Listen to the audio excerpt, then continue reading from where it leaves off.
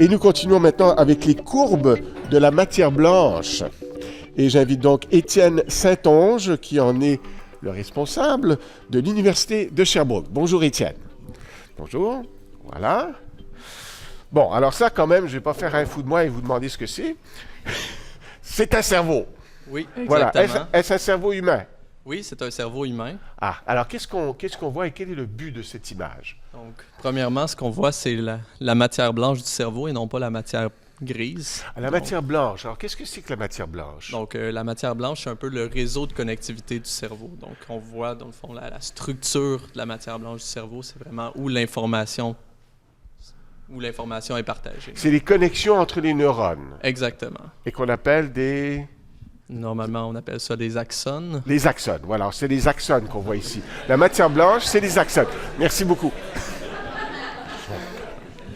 Donc, ce qu'on voit, on pourrait dire, dans la partie droite, c'est vraiment la surface de la matière blanche. Et dans la partie de gauche, peut-être moins visible pour la caméra et ceux qui sont loin, on voit les fibres qui sont un peu modélisées par un flot de courbure de la surface. Et les fibres, c'est les lignes rouges qu'on voit ici? Oui, exactement. Mais en fait, c'est les lignes qui sont représentées par des tubes. C'est un peu une modélisation de ces axones-là.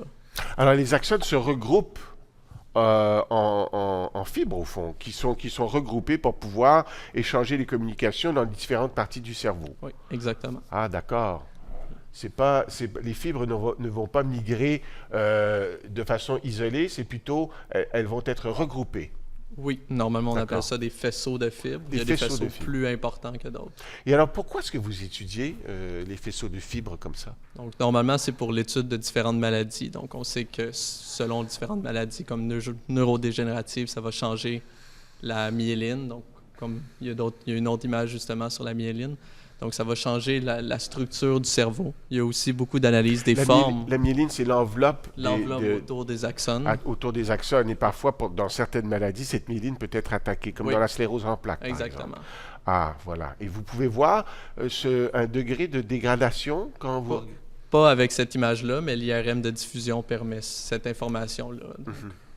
Et qu'est-ce que ces techniques-là apportent de plus ou de significatif dans ces recherches? Ça permet de mesurer à partir de vraiment seulement la surface, contrairement, on n'a pas besoin d'une acquisition d'IRM de diffusion. Donc, c'est possible avec un IRM clinique standard de voir la structure à la surface du cerveau. Donc avec une résonance magnétique standard, oui.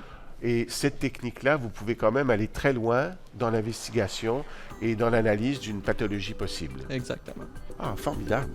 Ben, merci beaucoup. Merci Étienne. Très intéressant.